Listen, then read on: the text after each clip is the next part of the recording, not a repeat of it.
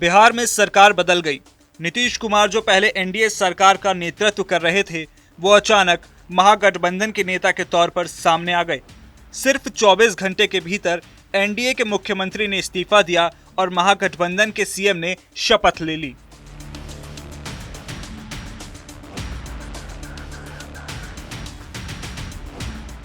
इन दोनों घटनाओं में सिर्फ एक बात सामान्य थी, वो था नीतीश कुमार का नाम। पुरानी सरकार भी नीतीश कुमार की थी, तो नई सरकार में भी ड्राइविंग सीट पर नीतीश कुमार ही हैं। अब सवाल है कि क्या ये बदलाव रातों रात हो गया या इसके पीछे कई महीनों से पक रही सियासी खिचड़ी थी।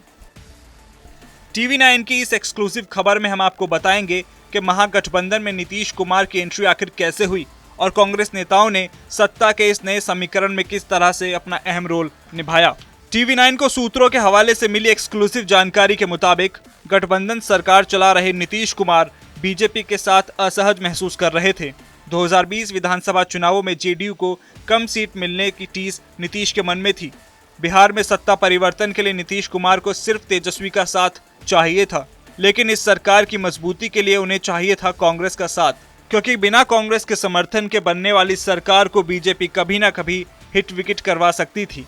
इसीलिए इस गठबंधन को महागठबंधन बनाने के लिए कांग्रेस का हाथ जरूरी था।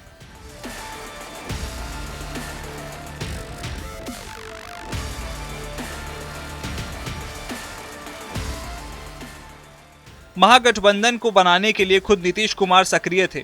नीतीश ने कोविड से जूझ रही सोनिया गांधी का हाल जानने के लिए उन्हें फोन किया। इसी फोन कॉल ने महागठबंधन की नींव तैयार कर दी।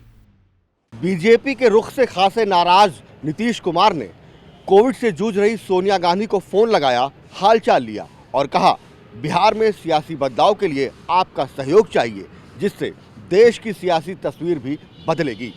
सोनिया ने सैद्धांतिक सहमति देते हुए कहा कि आप लोग राहुल से संपर्क कर लीजिए। इससे पहले नीतीश कुमार तेजस्वी यादव से अकेले में बातचीत कर चुके थे। पाला बदलने का मन बना चुके नीतीश कुमार ने सबसे पहले तेजस्वी यादव को मनाया। तेजस्वी से बात बनने पर नीतीश ने सोनिया से संपर्क किया था। फोन पर हुई सोनिया और नीतीश की बातचीत के बाद बिहार में नए सियासी समीकरण बनने लगे थे। हालांकि इसे बेहद गोपनीय तरीके से अंजाम दिया गया था। टीवी 9 के सूत्रों के मुताबिक नीतीश से फोन पर बात होने पर सोनिया गांधी ने इस गठबंधन को सैद्धांतिक रूप से मंजूरी दे दी। सोनिया ने नीतीश को राहुल गांधी से भी संपर्क करने को कहा, जिसके बाद तेजस्वी यादव ने राहुल गांधी से संभावित गठबंधन की बात की। राहुल गांधी ने भी हरी झंडी देते हुए बिहार कांग्रेस प्रभारी भक्त चरण दास को लूप में रखने को कहा। भक्त चरण दास और नीतीश 1996 में एक साथ समता पार्टी में थे और दोनों में पुराने संबंध हैं। राहुल ने दास से संगठन महासचिव केसी वेणुगोपाल को भी अपडेट देने को कहा। आखिरकार बातचीत के बाद कांग्रेस, जेडीयू और आरजेडी में महागठबंधन सरकार पर सहमति बन गई। इस दौरान नीतीश और तेजस्वी ने मिलकर समर्थक विधायकों का आंकड़ा 164 तक पहुंचा दिया। महागठबंधन के नेताओं ने सत्ता परिवर्तन के लिए अगस्त क्रांति दिवस यानी 9 अगस्त की तारीख को चुना। इस सियासी खेल में कांग्रेस की अहमियत को इसी बात से समझा जा सकता है कि महागठबंधन का ऐलान कांग्रेस नेता भक्त चरण दास ने किया।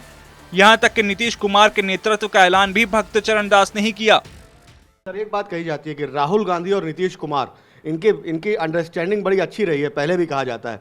तो क्या इस बड़ी भूमिका में राहुल गांधी की कोई भूमिका रही?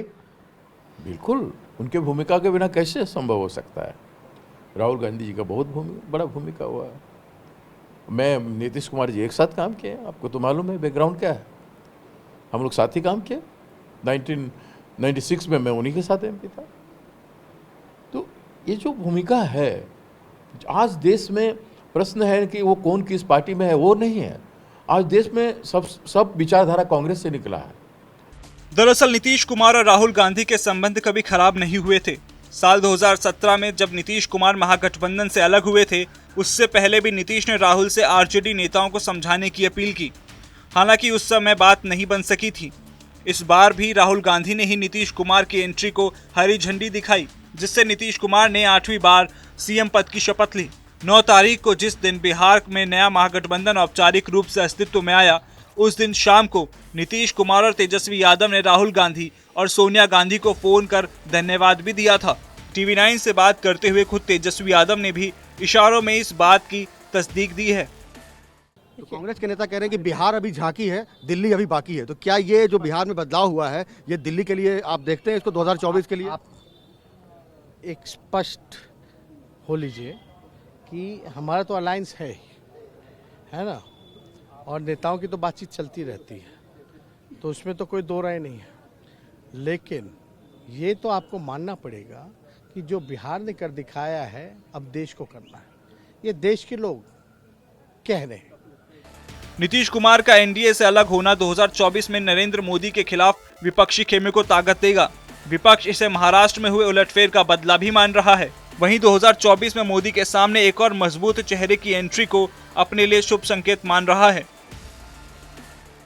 राहुल और विपक्ष को लगता है कि उसने महाराष्ट्र का सियासी बदला बिहार में ले लिया, साथ ही उत्तर भारत के एक बड़े राज्य में बीजेपी को सत्ता से बेदखल ही नहीं किया, नीतीश जैसे नेता को अपने पाले में कर लिया। इसीलिए विपक्षी नेताओं ने नारा दिया कि बिहार तो झांकी है, दिल्ली अभी बाकी है।